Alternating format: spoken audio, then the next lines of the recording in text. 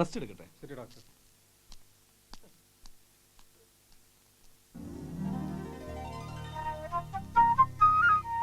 എല്ലാം കഴിഞ്ഞില്ലേ? കഴിഞ്ഞു. കൊണ്ടുപോയിക്കോളൂ. അയ്യോ, ഓടി വരണം ഡോക്ടർ. ഇയാൾ എന്തിനാ ഇതിൽ കയറി കിടക്കുന്നത്? നിങ്ങൾക്ക് ഒരു അസുഖമില്ലെന്ന് ഞാൻ പറഞ്ഞല്ലോ. ഡോക്ടർ, പോലീസുകാരുടെ ഇടിയേറ്റ് എന്റെ ആന്തരാവം മുഴുവൻ ഡാമേജ് ആയി പോയി ഡോക്ടർ. ഈ കോയിൽ വെച്ച് എന്നെ ഒന്ന് പരിശോധിക്കണം. അതിന്റെ ഒന്നും ആവശ്യമില്ല. ആവശ്യമുണ്ട് ഡോക്ടർ. ഡോക്ടർക്കല്ല, എനിക്ക്. ഞാൻ പിന്നെ ഡോക്ടർ സൗകര്യമായിട്ടൊന്ന് കണ്ടോളാം. ഇപ്പൊ എന്നെ ഒന്ന് പരിശോധിക്കണം ഡോക്ടർ. ഇയാള് മര്യാദയ്ക്ക് അനുസരിക്കുന്നുണ്ടോ അതോ ഞാൻ അറ്റൻഡറെ വിളിക്കണോ? അയ്യോ, അറ്റൻഡറെ വിളിക്കണ്ട. എന്നെ അഡ്മിറ്റ് ചെയ്ത് രോഗിയാക്കൂ. അയ്യോ, എനിക്ക് അടിയന്തര ചികിത്സ തന്നേ. എന്താ പ്രശ്നം? ഇയാൾക്ക് ഒരു കുഴപ്പമില്ല, എന്നിട്ട് ഇവിടെ അഡ്മിറ്റ് ചെയ്യണമെന്ന് പറഞ്ഞ് ശാഠ്യം പിടിക്കുക. എന്താടാ? അല്ല, ഇവിടെ പരിക്കേറ്റ നമ്മുടെ പാർട്ടി പ്രവർത്തകർക്ക് സഹായവും ഒരു ധൈര്യവും പിന്തുണ. അതിനോട് ആണുങ്ങളുണ്ട്. തുറയിലുള്ളവരാകെ പരിഭ്രമിച്ചിരിക്കാവും. ആർക്ക് എന്താ പറ്റിയെന്നറിയാതെ. ആൻറ്റോ അങ്ങോട്ട് ചെല്ല്. വിശ്വം വാർഡിലുണ്ടാവണം. ഞാനൊന്ന് സൂപ്രണ്ടിനെ കണ്ടുവരാം. ഏയ് സഖാവേ, ഒന്ന് നിക്കണം. സഖാവിന് പരിക്കൊന്നുമില്ലല്ലോ? ഉണ്ടെങ്കിലും നിന്റെ ചികിത്സ വേണ്ട. ഓഹോ, താങ്ക്സ്. 1-2 തവണ അമ്മ സഖാവിനെ അന്വേഷിച്ച് ഓഫീസിലേക്ക് ഫോൺ ചെയ്തിരുന്നു. എന്താ കാര്യം? എന്നും കണ്ടുകൊണ്ടിരിക്കുന്ന ഒരാളെ പിന്നെ കാണാതായപ്പോ തോന്നിയതാവും. പിന്നെ അമ്മയ്ക്ക് ഇപ്പൊ അസുഖം കൂടിയിരിക്കുന്നു. ആസ്മ തന്നെ. ചില നേരത്തെ ശ്വാസം മുട്ടൽ കണ്ടു നിൽക്കാൻ പറ്റില്ല. സൈക്കോളജിക്കലാവും. ഏട്ടന്റെ ഡെത്ത് ആനിവേഴ്സറി എടുത്തില്ലേ, അതോർത്ത്. ശിവേട്ടൻ വീട്ടിൽ വരാത്തതിന്റെ കാരണം ഞാനല്ലേ? എനിക്കറിയാം. ഹലോ മച്ചു. ഹലോ ശരത്. ഇദ്ദേഹത്തെ അറിയില്ലേ? മിസ്റ്റർ ശിവദാസ്. സ്റ്റാലിൻ ശിവദാസ് എന്നും പറയും. എക്സ്ക്യൂസ് മീ, എനിക്കൊരു അല്പം ജോലിയുണ്ട്. എന്താ നീ റൗഡിയുമായി ഇങ്ങനെ?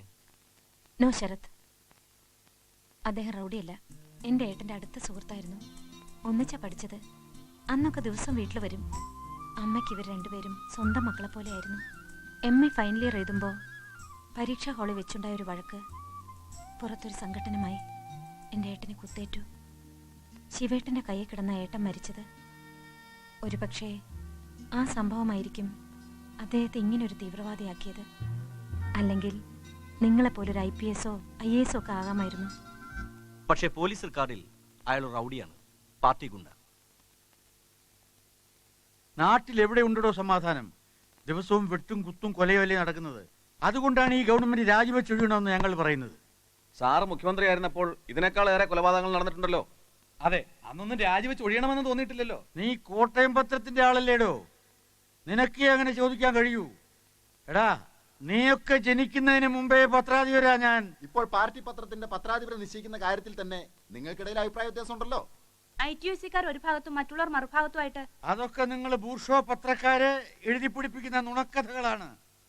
ITUC-യുമായി തർക്കമുണ്ടെങ്കിൽ യൂണിയന്റെ അഖിലേന്ത്യാ നേതാവ് ലൂക്കോസ് ഇവിടെ ഇരിപ്പുണ്ട്, പറയട്ടെ. പാർട്ടിക്കകത്ത് ആശയപരമായ അഭിപ്രായ വ്യത്യാസങ്ങൾ ഉണ്ടാകാം.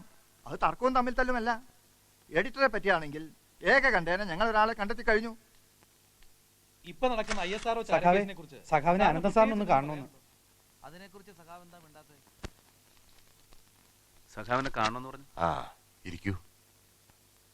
സുകുമാരന്റെ ശവസംസ്കാരത്തിന് എന്തോ എനിക്ക് പങ്കെടുക്കാൻ തോന്നിയില്ല. പാർട്ടിയുടെ സജീവ പ്രവർത്തകനായിരുന്നു സുഗു. എന്നിട്ടും എന്തായിരുന്നു അവനെ കൊല്ലാൻ കാരണം? നീ പറയില്ല, എനിക്കറിയാം. പഠിച്ചിരുന്ന കാലത്തെ നിന്നെ ഞാൻ ശ്രദ്ധിച്ചിരുന്നു. പിന്നീട് പാർട്ടിയുടെ സ്റ്റേറ്റ് കമ്മിറ്റി മെമ്പറായും MYFയുടെ സംസ്ഥാന സെക്രട്ടറിയായി നിനക്കുണ്ടായ വളർച്ചയിൽ ചെറിയൊരു പങ്ക് എനിക്കുണ്ട്. പക്ഷേ അന്ന് നിന്നെ എതിർത്തവരുടെ കൂടെയാണ് നീ ഇപ്പോ. അവരുടെ പ്രേരണയ്ക്കൊത്താണ് നീ പ്രവർത്തിക്കുന്നതും. സഖാവ് തെറ്റിദ്ധരിച്ചാണ് സംസാരിക്കുന്നത്. സുകുമാരന്റെ കാര്യത്തിൽ എനിക്കൊരു ഗ്രൂപ്പിന്റെയോ ലോബിയുടെയോ പ്രേരണ ഉണ്ടായിട്ടില്ല. അങ്ങനെ പ്രേരണ ഉണ്ടായിട്ടുണ്ടെങ്കിൽ തന്നെ സുകുമാരൻ ഒറ്റിക്കൊടുത്ത് കൊലപ്പെടുത്തിയ നമ്മുടെ സഖാക്കളിൽ നിന്നാണ്. ചളിയിലും വെള്ളത്തിലും പൂണ്ടുകിടന്ന ജ്യേഷ്ഠാനുജന്മാരുടെ മൃതശരീരം കൊല്ലപ്പെട്ട സുഗുണന്റെയും ചന്ദ്രന്റെയും കൂടെ സംഭവ ദിവസം സുഗു കാറിൽ കയറി പോകുന്നത് കണ്ടവരുണ്ട്. അന്നേ ഞങ്ങൾക്ക് സുഗുവിനെ സംശയം ഉണ്ടായിരുന്നു സുഗു അവരെ കൊണ്ടുപോയി കൊല്ലിച്ചതാണെന്ന്. പിന്നീട് രഹസ്യമായിട്ട് അവനെ പിന്തുടർന്നപ്പോൾ PSSകാരുടെയും നരേന്ദ്രൻ കോൺട്രാക്ടറുടെയും ഗ്രൂപ്പുമായിട്ട് അവന് ബന്ധമുണ്ടെന്ന് മനസ്സിലായി. അതിനിടയ്ക്ക് കൊലക്കുറ്റത്തിന് ജയിലിൽ പോയ നരേന്ദ്രൻ കോൺട്രാക്ടർ ആളുകളെ ജയിലിൽ നിന്ന് ഇറങ്ങി. സുഗു അവരോടൊപ്പം നിൽക്കുന്നത് യാദൃശികമായി വിശ്വം കണ്ടു. അവർ തമ്മിൽ ഏറ്റുമുട്ടി. ഞാൻ അവിടെ എത്തിയതുകൊണ്ടാണ് വിശ്വം രക്ഷപ്പെട്ടത്. ആ നിലയ്ക്ക് സുഗുവിനെ ശിക്ഷിക്കേണ്ടത് ആവശ്യമായിരുന്നു. വ്യക്തിപരമായ ഉദ്ദേശം വെച്ചൊന്നുമല്ല, പാർട്ടിയെ ക്രൂരമായി വഞ്ചിച്ചത്. ആ, പിന്നെ ഞാൻ നിന്നെ കാണണമെന്ന് പറഞ്ഞതിന്റെ പ്രധാന കാര്യം മറ്റൊന്നാണ്. നമ്മുടെ പത്രത്തിന്റെ ഡയറക്ട് ബോർഡിലേക്ക് CGയുടെ പേരാണല്ലോ നിർദ്ദേശിച്ചിരുന്നത്. ആ വിവരം അദ്ദേഹത്തെ അറിയിച്ചിട്ടുമുണ്ട്. പക്ഷേ മറുപടി ഒന്നും ഇതുവരെ കിട്ടിയിട്ടില്ല. നിങ്ങൾ തമ്മിൽ നല്ല അടുപ്പമല്ലേ? നേരിട്ടൊന്ന് സംസാരിച്ചു നോക്ക്.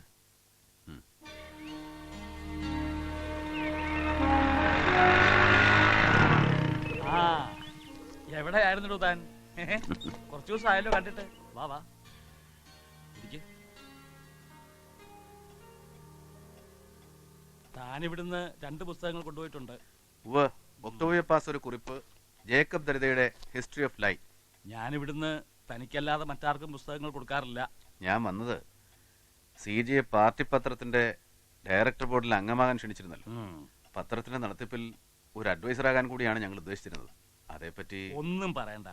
ചേരിപ്പോരും തമ്മിത്തല്ലും നടത്തുന്നവർക്കിടയിൽ എന്നെ കുറിച്ചിക്കാൻ നോക്കണ്ട. CG ഉദ്ദേശിക്കുന്ന തരത്തിൽ അങ്ങനെ ഒരു ഉണ്ടടോ. പുറമേ കാണുന്നില്ലെങ്കിലും പാർട്ടിക്കകത്ത് അഭിപ്രായ വ്യത്യാസങ്ങൾ അഗ്നിപർവ്വതം പോലെ പുകയുന്നുണ്ട്. എനിക്ക് അങ്ങനെ തോന്നിയിട്ടില്ല. പലരും എന്നെ ഫോൺ ചെയ്യാറുണ്ട്. ചിലരൊക്കെ നേരിട്ട് വന്നും പറഞ്ഞു. പാർട്ടിയുടെ തകർച്ചയിലേക്കുള്ള വഴിയാണ് ഞാനിപ്പോൾ കാണുന്നത്.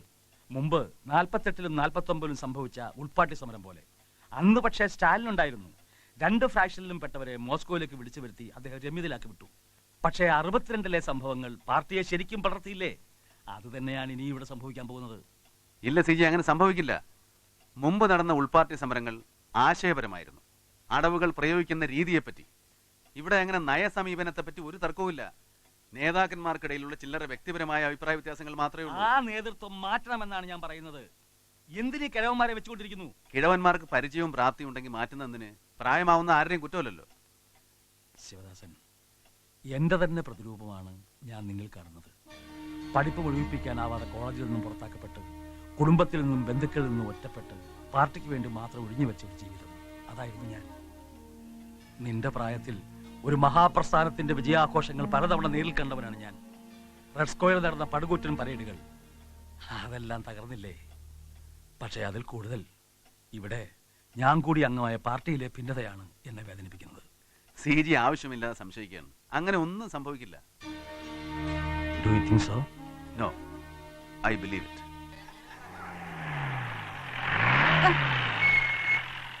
എടി സാറാ ഇങ്ങ് വാ, ഇങ്ങ് വാടി. പല തവണ ആളെ വിട്ടിട്ട് നീ മോളെ അയച്ചില്ല. നിന്റെ കള്ളച്ചാരായ വിൽപ്പനയ്ക്ക് തള്ളയും മോളെയും തൂക്കിക്കൊണ്ട് അറിയാഞ്ഞിട്ടല്ല, അടിച്ചതിന്റെ എല്ലിയാ ഓടിക്കും. ഇല്ലെങ്കിൽ മര്യാദയ്ക്ക് മോളെ വിട്ടോ, വിടോ.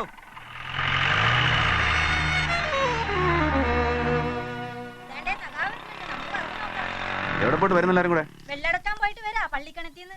ഇനി അങ്ങോട്ട് പോയിട്ടും കാര്യമില്ല, വറ്റി. ഞങ്ങളുടെ ഈ കഷ്ടപ്പാട് കാണുന്നില്ലേ സഖാവേ? നിങ്ങളൊക്കെ ഉണ്ടെന്ന് പറഞ്ഞിട്ട് എന്താ കാര്യം? ശരി, അതിനൊക്കെ വഴി ഉണ്ടാക്കാം. എങ്കി പുണ്യം കിട്ടും സഖാവേ. ശരി, കേറ്. സഖാവിനോട് പറഞ്ഞല്ല സമാധാനം. ഇപ്പൊ എനിക്കൊരാശ്വാസം. സഖാവേ, എന്താ സാറേ ചേട്ടത്തി? ആ ഇൻസ്പെക്ടർ തങ്കച്ചൻ പലതവണ വന്നു ഉപദ്രവിക്കാൻ. എന്റെ മോളെ അയാൾക്ക് വേണമെന്ന്. എന്റെ കെട്ടിയും ചത്തേ പിന്നെ കഷ്ടപ്പെട്ട ഞാനും എന്റെ മോൾ ഇവിടെ കഴിയുന്നത്. ഒരു ചീത്തപ്പേര് കേൾപ്പിക്കാതെ കൊള്ളാവുന്ന ഒരുത്തന്റെ കൂടെ എന്റെ മോളെ കെട്ടിക്കണമെന്ന് എനിക്ക് ആഗ്രഹമുണ്ട്. അതിനാ കാലമാണ് സംഭവിക്കുന്നത് എനിക്ക് തോന്നുന്നില്ല. ഇപ്പൊ കൂടി അങ്ങനെ ഒന്ന് പേടിപ്പിച്ചു. പെണ്ണിനെ അയച്ചു കൊടുത്തില്ലെങ്കിൽ ഞങ്ങൾ രണ്ടിനെ പിടിച്ചേട്ടി കൊണ്ടുപോകുമെന്ന്. മറ്റൊരാളോട് എനിക്ക് പറയാനില്ല. ഞങ്ങളെ രക്ഷിക്കണം സഖാവേ.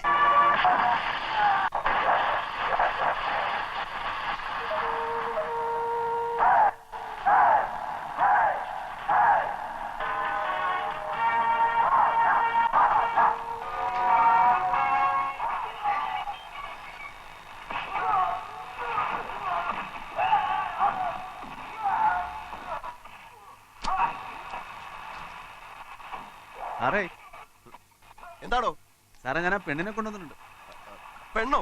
ഏത് പെണ്ണ്? അത്ര പെട്ടെന്ന് മറന്നുപോയോ? നമ്മുടെ സാറച്ചേട്ടത്തിന്റെ മോളില്ലേ അമ്മിണി, ഒരു രാത്രിക്ക് സാർ ഒരു പെണ്ണ് വേണമെന്ന് പറഞ്ഞില്ലേ? ഒരു രാത്രി ആക്കണ്ട സാറേ, ആയിക്കോ ആയിക്കോ. ഓക്കറിത്തരം പറയാതെ ഇറങ്ങി പോടോ. ചോദിക്കാം സാറേ, ഞാൻ ഇപ്പൊ വിളിക്കാം. നാണിച്ച് നിൽക്കാൻ ഞാൻ അകത്തെ കയറി പാടി. നമ്മുടെ സാറല്ലേ, അവക്ക് ഭയങ്കര നാണം. ഇവിടെ ഒരു രാത്രി ഞാൻ സാറിന് വിട്ടുതരാം. പകരം ഈ കൂട്ടത്തിൽ നിന്ന് ആരെങ്കിലും സാറിന് ഭാര്യയോ മകളോ പെങ്ങളോ ആരെയെങ്കിലും ഒരു രാത്രി എനിക്കും വിട്ടുതരണം. എന്താ? പിന്നെ നീ എന്ത് കരുതാ പൊട്ടി? പോലീസാണെന്ന് കരുതി തുറയിലുള്ള പെണ്ണുങ്ങളുടെ മുഴുവൻ ഇവന് തുണി വെച്ചിട്ട് കൊടുക്കണോ? പന കഴിവറ മോനെ. ശിവദാസ, എന്റെ കുടുംബത്തിന് മുന്നിൽ വെച്ച് എന്നെ അപമാനിക്കരുത്, നാണം കെടുത്തരുത്. ഓഹോ, നാണം എന്ന് പറയുന്ന സാധനം തനിക്ക് ഉണ്ടോ? മറ്റുള്ളവർക്കും കുടുംബം ഉണ്ടെന്ന് താൻ ഓർക്കണം. മേലിൽ ഇത് ആവർത്തിച്ചാണ്ടല്ലോ അരിഞ്ഞുകളെ ഞാൻ. പറയുന്നത് പ്രവർത്തിക്കുകയും പ്രവർത്തിക്കുന്നത് മാത്രം പറയുകയും ചെയ്യുന്ന ആളാ സ്റ്റാലിൻ ശിവദാസ്. അങ്ങേര് അരിഞ്ഞുകളെന്ന് പറഞ്ഞാൽ അരിഞ്ഞുകളയും. പിന്നെ ഇതില്ലാതെ നടക്കേണ്ടി വരുന്ന ഗതിയുടെ അറിയാലോ.